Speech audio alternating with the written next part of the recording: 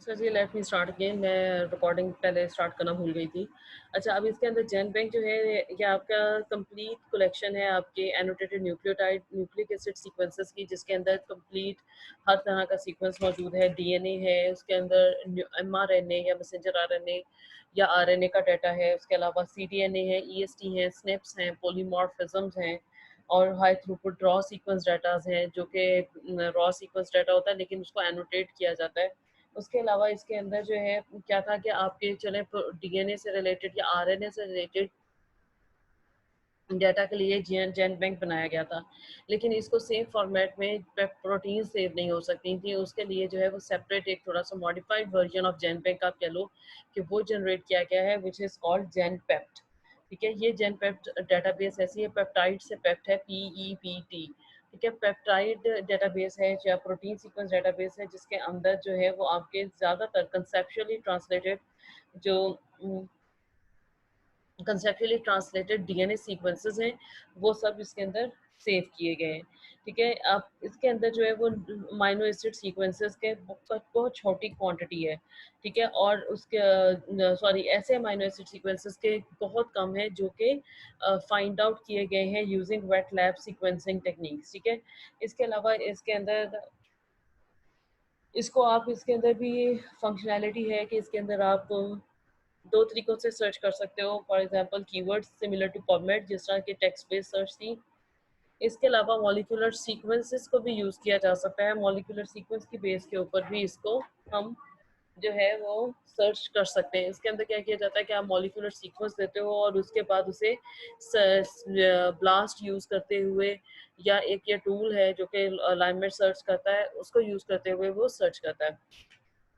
GenBank is the most complete collection of annotated nucleic acid sequence data for almost every organism. ये तकरीबन इसके पास हर तरह के organism का डाटा मौजूद है। The content include genomic DNA, messenger RNA, cDNA, ESTs, high throughput raw sequence data and sequence polymorphisms. इनके पास ये तमाम के जो है वो मौजूद हैं। ये तमाम टाइप्स सब टाइप्स हैं जो इसके पास मौजूद हैं। There is also a GenPept database for protein sequences, the majority of which are conceptual translations from DNA sequences, although a small number of the amino acid sequences are derived using peptide sequencing techniques। ठीक है, अब इसके अंदर दोनों तरह की हैं, conceptual translations भी मौजूद हैं और उसके अलावा आपके इसके अंदर पेप्टाइड सीक्वेंसिंग टेक्निक से फाइंड आउट हुई भी फिगर आउट हुई भी अमीनो एसिड सीक्वेंसेस जो है वो भी मौजूद हैं। अब इसको सर्च करने के दो तरीके हैं। There are two ways to search for sequences in GenBank। One is using text based keywords similar to a PubMed search, जैसे कि पबमेड में हम लोग करते हैं वैसे आप कर सकते हो। सेकंड इसके अंदर सीक्वेंस बेस्ड है। अब सीक्वेंस बेस्ड किस तरह से किया जाता है कि सीक्वेंस आप इसके अंदर पेस्ट करते हो मॉलिक्यूलर सीक्वेंस और फिर ये ब्लास्ट को यूज करते हुए सीक्वेंस से मिलाया।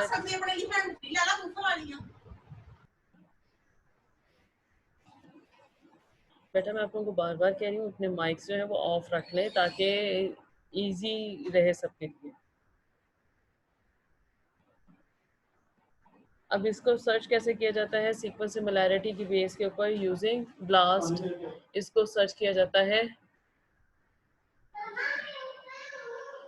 जेनबैंक सीक्वेंस फॉर्मेट आगे दिया गया है कि इसका सीक्वेंस फॉर्मेट क्या है। आप इसके अंदर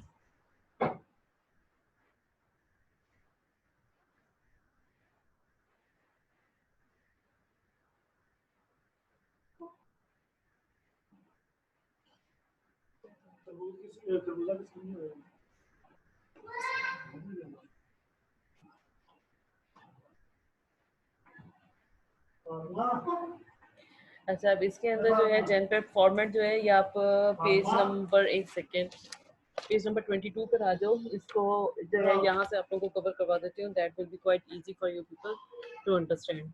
सबसे पहले इसके अंदर तीन सेक्शंस मेन सेक्शंस होते हैं। First is header, second is feature and third one is sequence. Header section में जो सबसे पहले है दैट इज लोकस। लोकस में क्या है कि आपके उसके एक सेशन नंबर दिया जाता है। उसके बाद एक सेशन नंबर से आगे जो है दैट इज सीक्वेंस लेंथ दी जाती है एंड सीक्वेंस टाइप बताई जाती है। यहाँ पर आप देख सकते हो कि सबसे पहले गिवन है locus. Locus is session number Q9ZGE9, ठीक है। उसके बाद 440 AA है। 440 जो है वो उसकी लेंथ है, रेजिड्यू लेंथ, और AA represent the residue type. Amino acids residue है ये। इट शोज कि यहाँ पर प्रोटीन के बारे में इंफॉर्मेशन जो जेन पेप्ट था ये उससे दी गई है। नेक्स्ट उसके आगे बताया हुआ है that is linear. Linear is the type of molecule shape. वो सर्कुलर भी हो सकती है, it could be linear too, ठीक है। इसके बाद BCT है। BCT जो है ये जेन बैंक में या जेन पेप्ट में डिविजन्स बनाई गई थी ऑर्गेनिज्म से रिलेटेड। ये BCT जो है ये आपके बैक्टीरियल डिवीजन को शो कर रहा है कि यहाँ पर बैक्टीरियल डिवीजन मौजूद है। नेक्स्ट इज 15 जून 2002। ये आपकी डेट ऑफ पब्लिकेशन है कि ये वाला जो सीक्वेंस है या ये वाली जो इंफॉर्मेशन है जेन पेप्ट में ये किस दिन इसके अंदर सेव हुई थी। Next is definition. डेफिनेशन किस चीज़ की है कि आपके उस सीक्वेंस के बारे में या उस मॉलिक्यूल के बारे में वन लाइन डेफिनेशन है कि ये बेसिकली क्या है। For example light independent protochlorophyllide reductase subunit N, LI-POR subunit N, DPOR C subunit N. ये इसके आगे दो अल्टरनेटिव नेम्स या आप कह लो कि एब्रिविएशंस भी गिवन है कि ये बेसिकली है क्या। नेक्स्ट उसका एक सेशन नंबर है जो लोकस में सबसे पहले उसने बताया था, वो भी उसका एक सेशन नंबर था, ये भी उसका एक सेशन नंबर है। नेक्स्ट लाइन में उसने वर्जन बताया है। वर्जन क्या होता है कि अगर एक सेशन नंबर की अपडेट आई हो तो वो जेन बैंक में स्पेशली, जेन पेप्ट में ऐसा नहीं होता। जेन बैंक में स्पेशली या यूनिप्रोट में ऐसा नहीं है कि न्यू एक सेशन नंबर या अपडेट किया जाए। जेन बैंक में ये होता है कि इसके बाद .1, .2, .3 जितनी दफ़ा वो अपडेट हो गया वो उस पॉइंट के साथ ऐड कर दिया जाता है। Next is GI number. GI number जो है वो जीन आइडेंटिफिकेशन नंबर है। ये भी एक यूनिक नंबर है जो कि यूज़ किया जाता है फॉर सेविंग डाटा। ये आपका जो है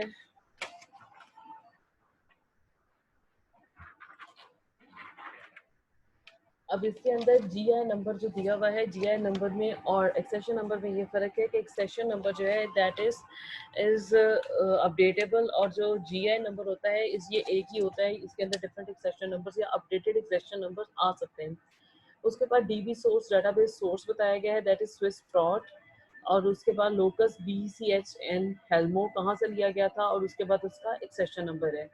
क्लास बताई है उसकी कि वो स्टैंडर्ड है। क्रिएटेड ऑन डेट, उसकी डेट गिवन है। सीक्वेंस अपडेटेड किस दिन सीक्वेंस अपडेट हुआ है। एनोटेशन अपडेशन कब हुई है। इसके अलावा एनोटेशन अपडेशन के अलावा जो इन्फॉर्मेशन है that is x reference.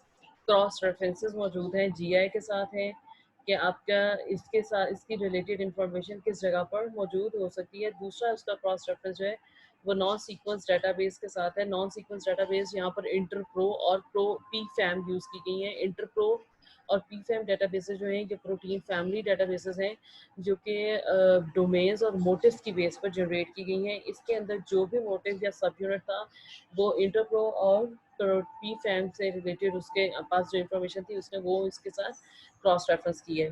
Next है कीवर्ड्स। कीवर्ड्स क्या हैं कि वो आपको हेल्प आउट करते हैं टू फिगर आउट कि आपकी ये जो प्रोटीन है या ये जो मॉलिक्यूल है या आर्टिकल जो है ये आपका किस किस कीवर्ड से या किस किस चीज़ से रिलेटेड हो सकता है। फॉर एग्जांपल यहाँ पर उसने कीवर्ड्स दिए हैं फोटोसिंथेसिस के। ये ऐसा आर्टिकल, ऐसा यूनिट है जो फोटोसिंथेसिस के अंदर कहीं यूज़ हो रहा है, इन्वॉल्व हो रहा है। Next is bacterio chlorophyll biosynthesis, या ऐसा मॉलिक्यूल है जो बैक्टीरियो बायोसिंथेसिस में इन्वॉल्व हो रहा है। और तीसरा उसने बताया ऑक्सीडोरिडक्टेज दैट इंडिकेट्स इट्स फैमिली कि ये किस फैमिली से बिलोंग करता है।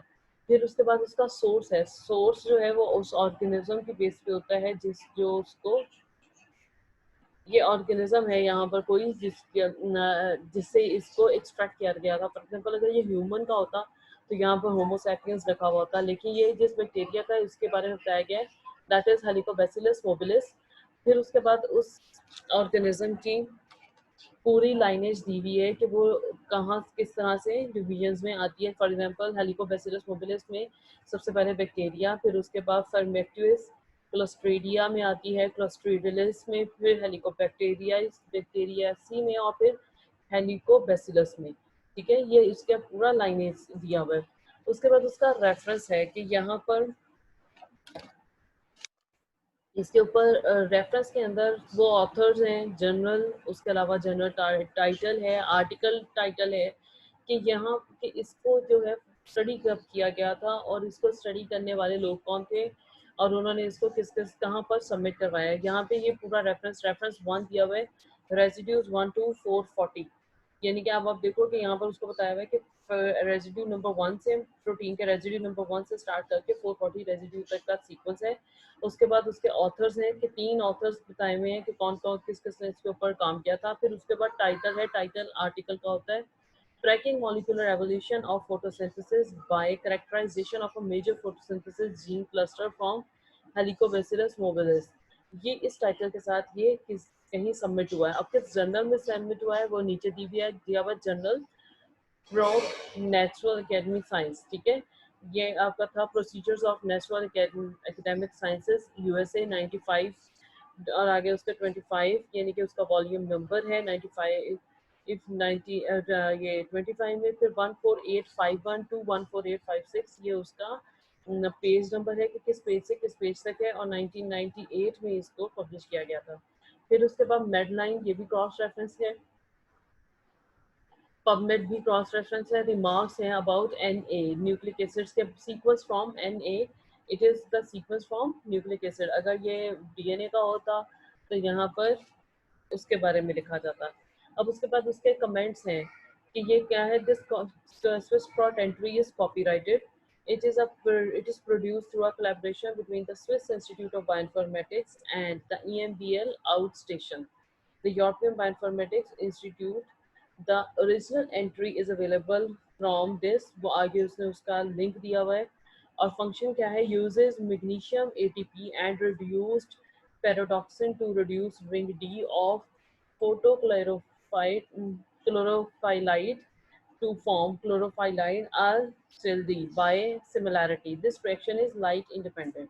उसके बारे में उसका फंक्शन बताया है, फिर उसके बाद उसका पाथवे बताया है, that is light independent bacterio chlorophyll biosynthesis.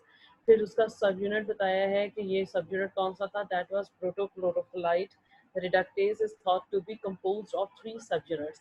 ये सारा कुछ इसके हेडर सेक्शन में है कि आपके यानी कि हर तरह की information regarding that particular sequence वो इसके हेडर सेक्शन में दी जाती है। उसके बाद आता है फीचर टेबल। फीचर टेबल जो है that is basically use for genes के। ये आपका जो है ये सिर्फ आपका प्रोटीन सीक्वेंस है तो इसके अंदर इतना ज़्यादा एक्सप्लेनेशन नहीं होगी, सिर्फ सोर्स होगा, बताया जाता है उसके अंदर कि ये टोटली कितनी लेंथ पर है, उसके अलावा उसका ऑर्गेनिज्म कौन सा है, ब्रीफ एब्रीविएशन। उस उसके बाद जो है इसके अंदर उसके बाद उसने जो है वो ऑर्गेनिज्म के बारे में बताया हुआ, फिर उसका टेक्सॉन आईडी नंबर है। फॉर एग्जांपल हर एक ऑर्गेनिज्म का एक स्पेसिफिक टेक्सॉन आईडी नंबर होता है, यहाँ पर वो इसका बताया गया है, दैट इज 28064। ठीक है, ह्यूमन केस के फॉर एग्जांपल एक टेक्सॉन आईडी नंबर जो है वो 9606 है। अब जीन बताया गया है कि इसके जीन का एब्रीविएशन क्या है 1 to 440, और जीन जो है BCHN है। उसके बाद प्रोटीन का बताया गया है। अगर यहाँ पे जीन होता तो ये जीन्स की इंफॉर्मेशन में उसके इंट्रॉन और एक्सॉन्स के बारे में बताया जाता कि इंट्रॉन्स कहाँ से स्टार्ट हो रहे हैं, उसके एक्सॉन्स कहाँ पर हैं, ताकि आपके पास कोडिंग सीक्वेंस आ सके, कोडिंग सीक्वेंस की इंफॉर्मेशन आ सके। अब प्रोटीन के अंदर आप देखो सबसे पहले उसने 1 to 440, फिर उसके जीन का बताया है कि जीन कौन सा है, फिर उसकी प्रोडक्ट बताई है, प्रोडक्ट इज जीन प्रोडक्ट। फिर उसके बाद ईसी नंबर है। ईसी नंबर जो है ये that is specific number for enzymes. ये एक कमीशन है, एंजाइम कमीशन, जो कि इसके ऊपर काम करता है और वो हर एक आने वाले जो न्यू रिपोर्टेड एंजाइम है उसको एक स्पेसिफिक नंबर देता है, एक सेशन नंबर, जिसको एक एंजाइम कमीशन नंबर कहा जाता है। ठीक है, उसके बाद आप देखो थर्ड पार्ट जो है दैट इज ऑफ सीक्वेंस। अब इसके अंदर सीक्वेंस के अंदर सिर्फ उसके अंदर जो है वो आपको 20 डिफरेंट अमीनो एसिड नजर आएंगे, लेकिन इसको सेव करने का एक तरीका है जैन बैंक में, ये है कि आपको नजर आ रहा होगा कि ओरिजिनल लिखा हुआ है, उसके बाद नीचे वाली लाइन जो 1 है, 1 indicates that it from here the sequence is going to start from first amino acid. उसके बाद आपको ब्लॉक नजर आ रहा है, फिर स्पेस है, फिर ब्लॉक है। ये जो फर्स्ट ब्लॉक है it consist of 10 amino acids. ठीक है, एक लाइन के अंदर मैक्सिमम 60 अमाइनो एसिड्स या 80 भी हो सकते हैं, बट यहाँ पर 60 अमाइनो एसिड्स हैं।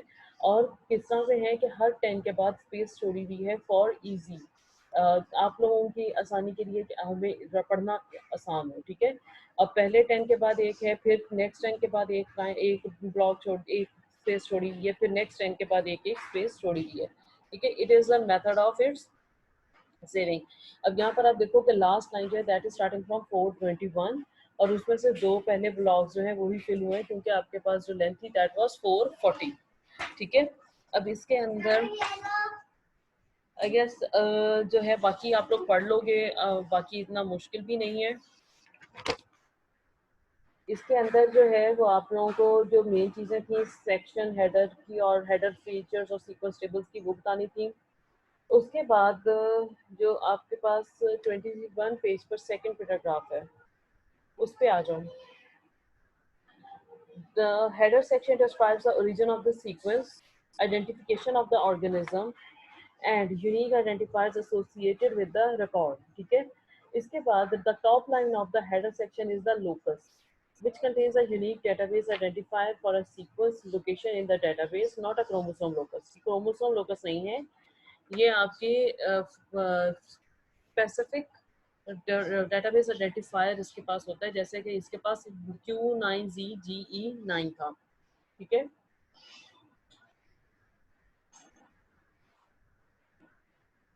The identifier is followed by sequence length and molecule type. उसके पास sequence length 440 and molecule type जो है वो बताई गई है। फॉर एग्जांपल डीएनए और आरएनए, यहाँ पर अमीनो एसिड्स दिखा हुआ है। This is followed by 3 letter code for GenBank division. उसके बाद उसने जेन बैंक डिवीजन की बात की जो कि BCT इधर शो की गई है। There are 17 divisions in total, which were set up simply based on convenience of data storage without necessarily having a rigorous scientific basis. इसने जो है कोई बहुत ज़्यादा साइंटिफिक बेसिस के ऊपर नहीं, बस अपनी आसानी के लिए डिफरेंट 17 डिवीजन जो है वो बना ली है। For example PLN for plant, fungal and algal sequences. Fungal, algal और प्लांट सीक्वेंसेस तीनों एक ही डिवीजन में है, PLN के नाम से है। PRI for primate sequence, for example human or primates, तो जब आप देखोगे ह्यूमन के केस में तो यहाँ पर प्राइमेट का ये PRI लिखा होगा। MAM for non primate mammalian sequences, आपको पता है बहुत सारे मेमेलियन ऐसे हैं जो कि प्राइमेट्स नहीं है, उन मैमल्स के लिए सेपरेट बनाया गया है, दैट इज MAM। फिर BCT है for bacterial sequences and EST है फॉर EST सीक्वेंसेस। अब EST सीक्वेंसेस क्या होते हैं, that is express sequence tag sequences. Next to the division is the date where the record was made public, which is different from the date when the data were submitted. अब आपने यहाँ पे देखा है कि जहाँ पे जर्नल था वहाँ पर आपको डेट ऑफ सबमिशन शो की गई थी, लेकिन जो ऊपर है that is date for publication, के उसको पब्लिक के लिए कब अनाउंस किया गया है।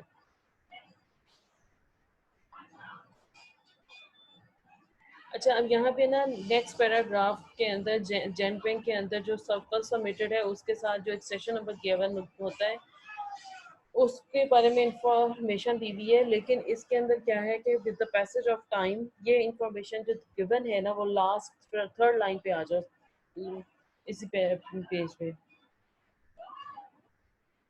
Sorry second last line. It has two different formats, 2 letters with 5 digits और 1 letter with 6 digits। ये पहले ये होता था कि सेशन नंबर जो है वो टोटल 7 अल्फा न्यूमेरल्स में होता था, उनमें से ये हो सकता था कि आपके पास जो है वो एक लेटर और 6 डिजिट्स हो सकते थे, कहीं पे 2 लेटर और 5 डिजिट्स होते थे। लेकिन with the passage of time ये हुआ कि 7 डिजिट कम्बिनेशन जितने थे या 7 अल्फा न्यूमेरल कम्बिनेशन जितने थे वो ख़त्म हो गए, तो इसकी वजह से अब ये वाले जो सेशन नंबर हैं ये बड़े हो गए में। ये अब ज़रूरी नहीं है कि आपको सिर्फ 7 डिजिट ही एक सेशन नंबर मिले। ठीक है, ये जब हम लोग प्रैक्टिकल भी करेंगे तो आप लोगों को उसमें भी पता लग जाएगा। इसके अलावा इसमें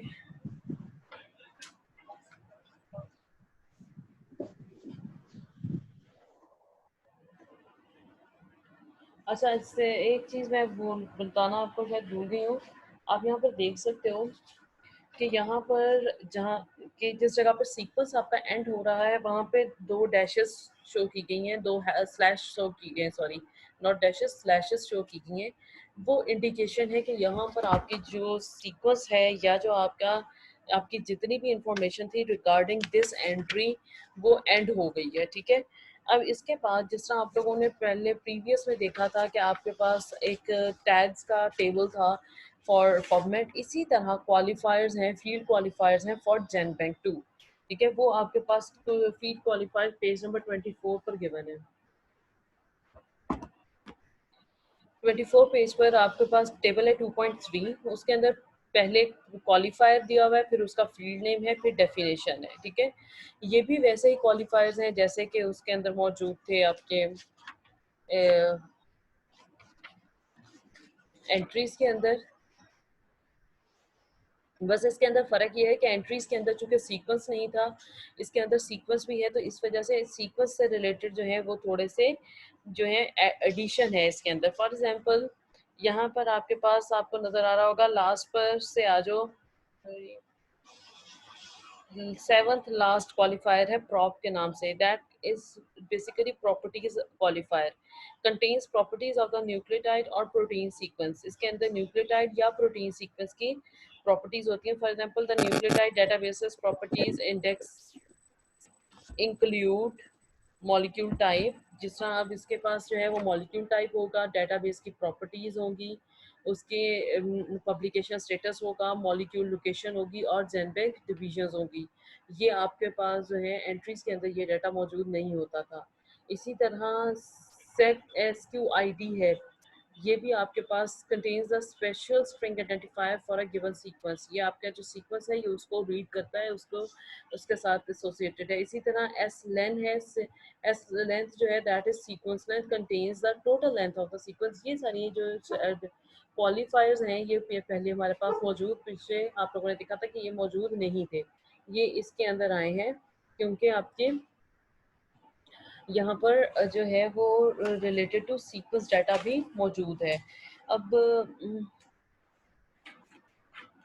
बाकी जो है ये आप लोग एक दफ़ा रीड आउट कर लेना जेनबैंक सीक्वेंस फॉर्मेट, और जो इसमें फिर समझ ना आए वो नेक्स्ट मीटिंग के स्टार्ट में जो है वो आप लोग मुझे बता देना, that is not an issue, ठीक है।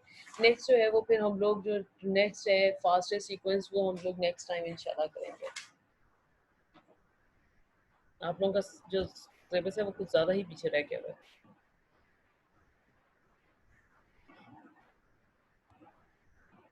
अच्छा, अगर आप लोगों में से आप लोग थोड़ा सा क्विक रिव्यू दे दो, क्या यहाँ पर जूम पे इजी है आप लोगों के लिए या फिर गूगल मीट इजी है आप लोगों के लिए? बेशक मुझे मैसेजेस करके इधर बता दो चैट पर, बजाय इसके के करके बोलने के। अगर कोई माइक ऑन करके बताना चाहता है तो वैसे भी बता सकते हैं।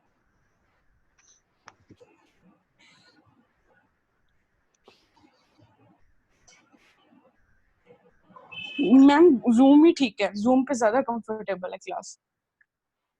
जूम ज्यादा बेहतर है? जी जूम ज्यादा बेहतर है, ओके। उसमें लिंक से डायरेक्ट ज्वाइन हो जाता है, कोई ज्वाइनिंग में भी इतना मसला नहीं आता है।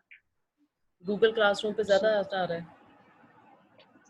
गूगल क्लासरूम में हम ज्यादातर टीचर जूम ही यूज कर रहे हैं, तो फिर ज्यादा एप्लीकेशन नहीं रखनी पड़ेंगी, ठीक है, जूम ही ज्यादा यूज कर रहे हैं टीचर। ठीक है। जी